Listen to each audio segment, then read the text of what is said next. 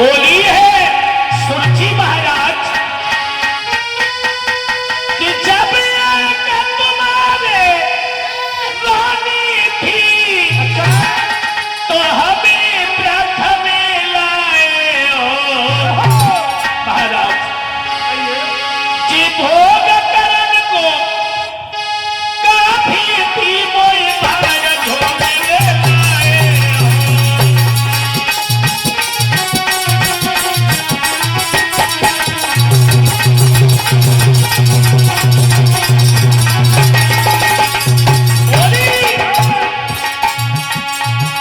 जब तुम्हारे घर में एक स्त्री थी तो हमारे दरबारे क्यों गए?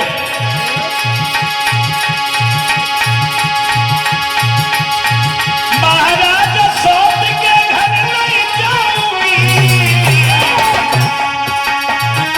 बिलख के आंगन में अब मैं मर जाऊंगी रानी धीरे धीरे कहती सौंप के घर नहीं जाऊंगी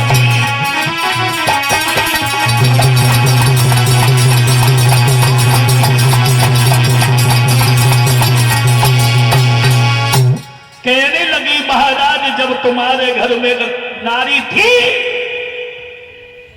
तो मेरे दरवाजे क्यों गए? तब तक मैया सुनीति आ गई और सुनीति ने आकर के दोनों हाथ जोड़े और दोनों हाथ जोड़ करके बोली बहन ये तुम्हारा घर है, तुम इस घर को संभालो और मैं कसम खा रही है मुझे कुछ नहीं चाहिए, मैं सिर्फ तेरे लाला को खिलाती रहूंगी।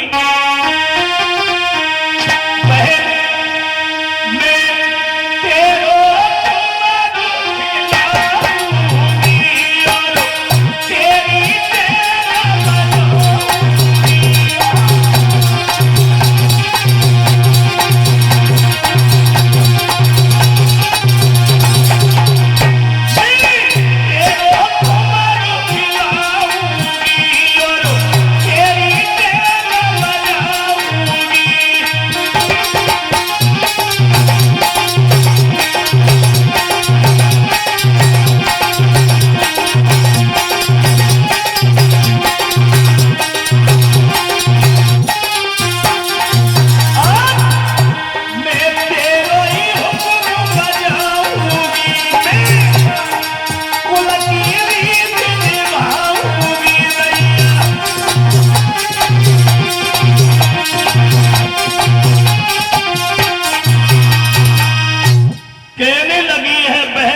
कसम खा के कह रही हूं मुझे कुछ नहीं चाहिए, मैं तेरा कुमर खिलाऊंगी, तेरी तेल बनाऊंगी, पर रथ से उतरो आंगन को चलो।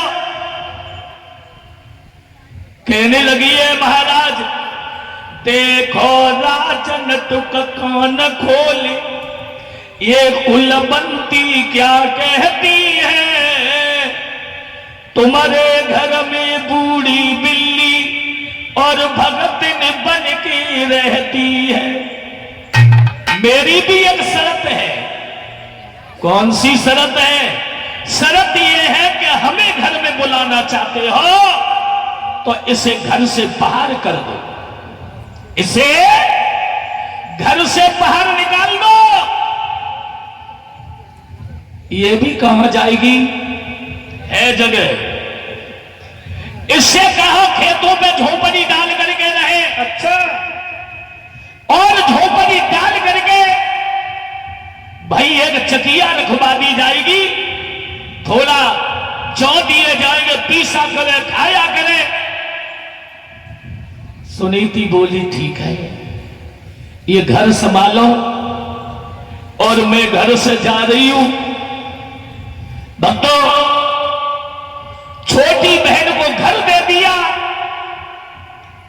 और स्वयं कहां पहुंच गई? खेतों की तरफ। इससे यह ज्ञात होता है बहन बेटियां दो प्रकार की हुआ करती हैं। एक, जब घर में कोई बहन बेटी दुल्हन बन के आती है तो पूरे परिवार को अपने में समा करके चलती है। परीक्षित जी, उसे हम बहू कहते हैं, जो पूरे परिवार को देवर जेठ पति सास ससुर सबको अपने में समा करके चलती है। 10 साल 20 साल हो जाती है, न्यारे होने का नाम भी नहीं लेती है, उसको उत्तम बोला जाता है। और दूसरी उनसे तो भगवान बचाए, घर में आए कि देन में भाई और बाने बबंदर घर में डालो कि हम साजे में न रहे, तनो बड़ो कुंदबा है, रोटी करनी पड़ रही है, तो उसे बहू नहीं कह सकते, वो तो फिर बबंदर है। जो जाने एक मां के 4 बच्चों चारों को अलग अलग कर दिया तो वो बहू नहीं हो सकती है। याद रखना, सुनीति ने कहा बहन ये घर तुम्हारा है, इस घर को तुम संभालिए और मैं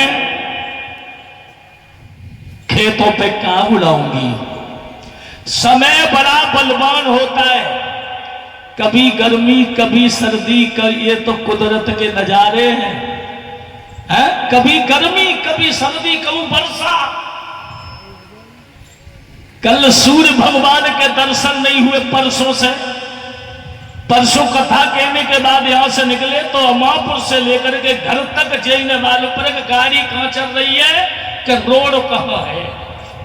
और कल भी भाग करके आए, मैंने रह सकते हुए अमृतसर में खुलो हो, हमारे गांव पे ही बस तो हो, पर भगवान ने कही जहां लौट चलो ताई में फायदा है? और देखो भगवान की कृपा कथा हो रही है, उसकी मर्जी के बिना पत्ता हिल नहीं सकता है। लोगों ने बड़ी बड़ी आस लगाई, धान करे 4 साल बढ़िया धान है, 1 लाख को बेचेंगे, बाजरा 2 लाख को बेचेंगे, धन्य है रे किसान, तू परेशानी भी झेल रहा है और सुख को भी रहा है। कितना बड़ा दिल है, कोई ऐसी जगह नहीं बची कि जहां बाजरा और धान की फसल बिल्कुल बची हो। यह है ईश्वर की बात। क्या है तेरी कारीगरी, तेरे मन में क्या है तू ही जाने। संसार वाले तेरी बात को पहचान नहीं सकते हैं। अब जन कितने या कलयुग के राम हते जने कहां चले गए हैं, वैसे फलाने राम, और जब बार राम की मार पड़ी तो जय राम ढूंढे न मिल रहे। क्या है ये? अरे मालिक के दरबार में सबको लेखा देखा। तुम अच्छा कर्म कर रहे हो, बुरा कर रहे हो, दुनिया वाले नहीं देख रहे, संसार वाले नहीं देख रहे, मगर वो परमात्मा देख रहा है। सुनीति खेतों पे काग उड़ाने लगी और आज की सुनीति को तो पूछो ही मत। आज की सुनीति घर में पत्थर बिछो है, टंकी लगी है, गैस सिलेंडर है, हर व्यवस्था बढ़िया, तो मायके में कह रही है कि मोए तो कुछ मिलो ही ना है। अभी मैं घर से निकला तो एटा और महारेरा के बीच में उसके गांव पड़ा, उस गांव का नाम नहीं बताऊंगा, ना जाने कौन थे, झोपड़ी कैसी पन्नी में रह रहे हैं सड़क के किनारे। इतनी अथाह बारिश में कैसे गुजर की होगी, वो भी तो इंसान है। अरे बाकी छोड़ो, तुम्हारे जहां पर बीनपुरा में तो कम से कम 100-150 भट्टा होंगे, देखा होगा ईंट पाथने वाले यहाँ आते, उनकी पत्नियां का महलों में रह रही है।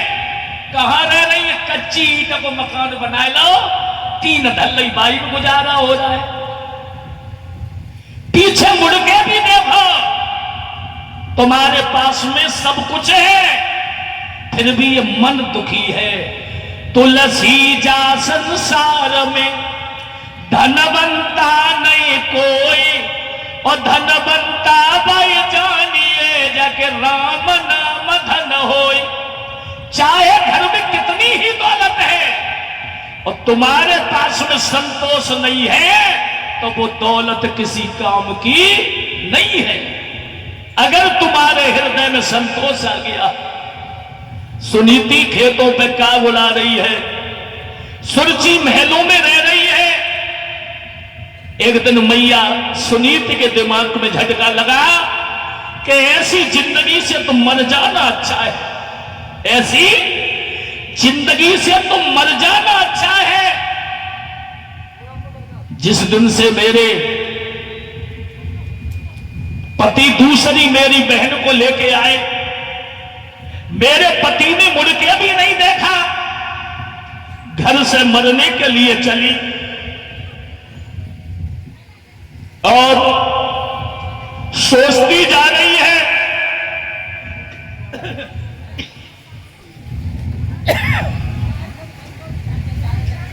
ऐसी जिंदगी से तो मर जाना अच्छा है। चलिए बिलखती हुई जंगल की ओर। अरे मोया पिया तेरी आई रही है, मैं जा रही हूं।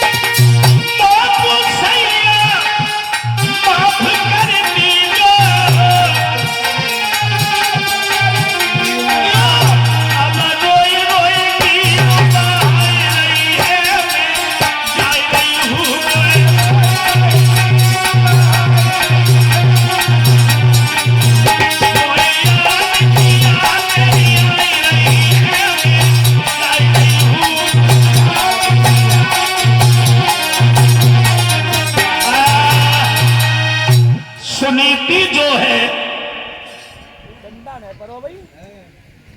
कैसे बोल रहा है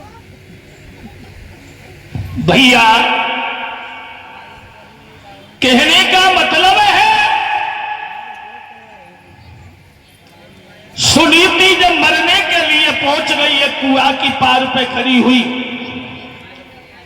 और मरने के लिए तैयार हुए,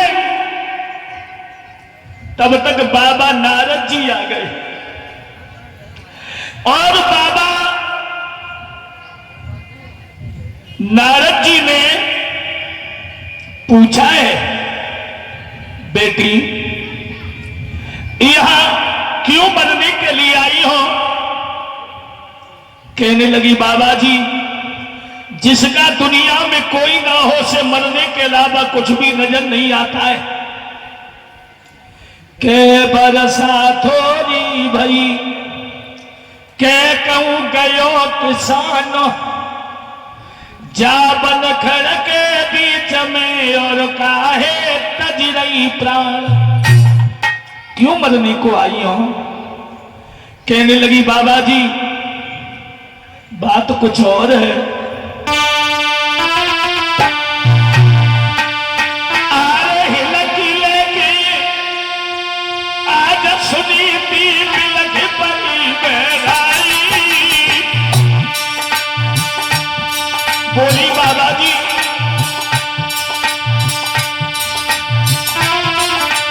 हिलकी लेके आज सुनीति बिलख परी बहराई, क्योंकि हमारी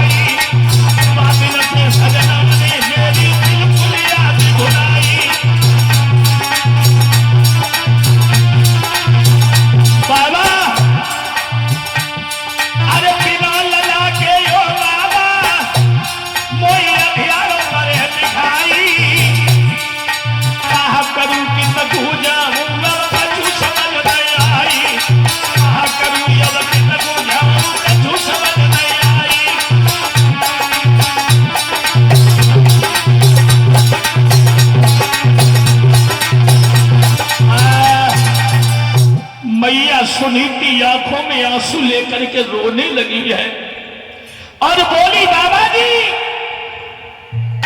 अब हमें मरने के अलावा दुनिया में कुछ नजर नहीं आ रहा है, कुछ भी नजर नहीं आ रहा।